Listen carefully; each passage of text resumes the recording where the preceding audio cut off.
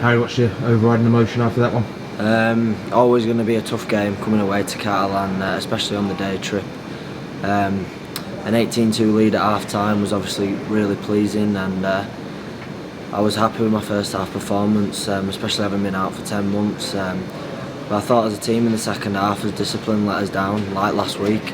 And if we want to beat the sides that are at the top of the league, then we need to be better in that area. And we're not looking at that game as an excuse coming here in one day. We know if we'd have been better in that second half, we'd have come away with a win. You came out early on to have a bit of an extra warm-up with Dan Grange. Was that just to get yourself back up to speed? Yeah, definitely. I just asked him if I could do a bit of an extended warm-up.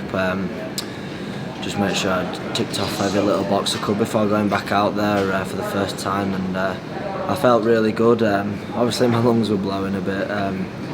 Just need to build that match fitness up now, and that'll come over the next couple of weeks.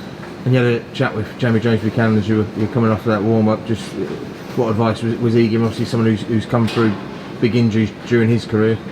Yeah, definitely. I spoke to Jamie in the week, and I asked him, I said, Jamie, you've been through some massive injuries and come back from long layoffs. Is there any advice you can give me? And he said, just go out there and be yourself, but don't try to do everything in the first game. Just get through the basics and tick all the boxes off that you need to. And you had a special reminder written on your wrist strapping as well.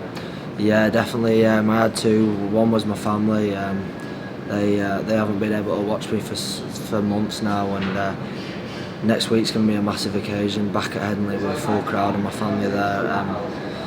They mean the world to me, and I just can't wait to play in front of them again. And then on the other side, I just had to be smart.